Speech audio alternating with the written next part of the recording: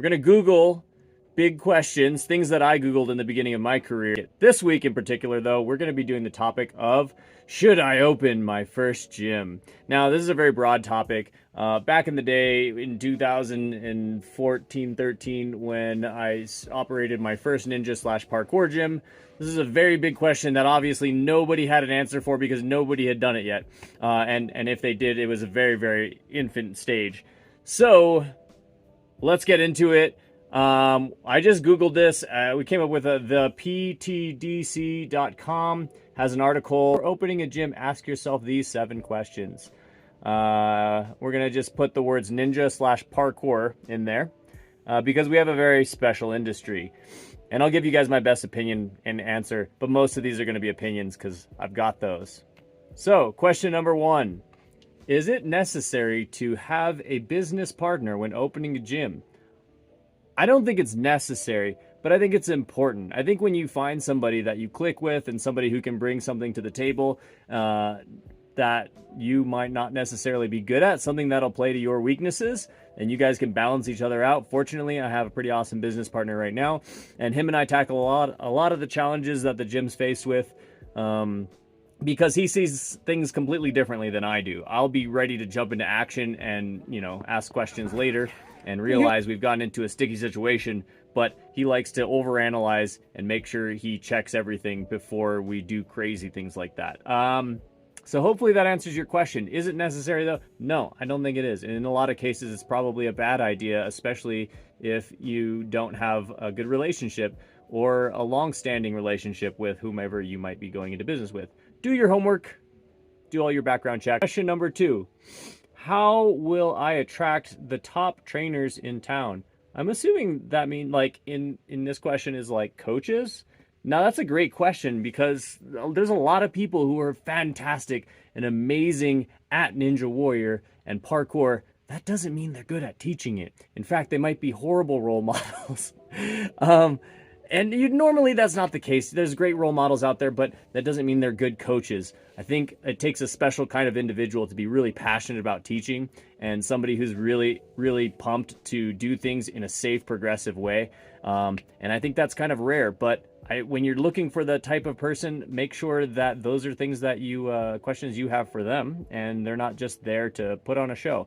A lot of times, when you're looking for a good coach, they just want to train and look cool while doing it, just to say they're staying within their industry. That's not necessarily the case. Having some sort of background in coaching, in anything, it doesn't matter if it's ninja or parkour related, is going to go a lot further than somebody who just did ninja and they happen to be good at it. Hope that answers your question there. Question number 3, am I willing to sleep? You should never sleep in your business unless there's some sort of residential combination going on there that's separate from the gym. It's just ghetto. It kind of has a cringy vibe to it. I'm not a fan of it. I'm not saying we haven't done stuff like that in the past, but overall, you shouldn't be sleeping in your place of work. It's not professional in my opinion. There are actually a lot of laws surrounding commercial spaces. You can't reside in a commercial space because it's not zoned for that, et cetera, et cetera. And I don't think you'd probably go insane, honestly, if you were sleeping in your place of work just with all the noise and all of the constant people coming and going, and you probably need some personal space. So I'm going to leave it at that. Number 4, do I have 6 months of living expenses saved? Do I have 6 months of living expenses? That's a long time. I don't think I ever...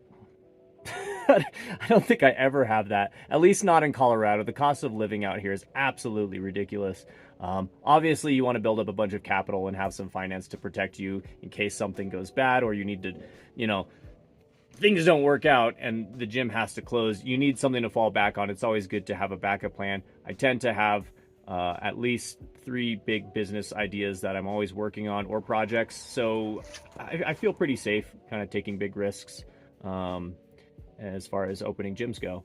All right, number 5, what streams of revenue will I have? Well, this one's huge for Ninja and Parkour because we have the entire youth demographic. It's not like we're opening up a 24-hour fitness. We have open gyms, we've got birthday parties, we've got field trips, we've got outside events, we've got big building projects. If you happen to have, so obviously you're going to have access to somebody who is able to build your equipment. If you have a lot of that stuff sourced out, then be friends with that person, because you'll probably meet a lot of people who want the same type of cool equipment at home. Therefore, there's a lot of revenue that can come from that.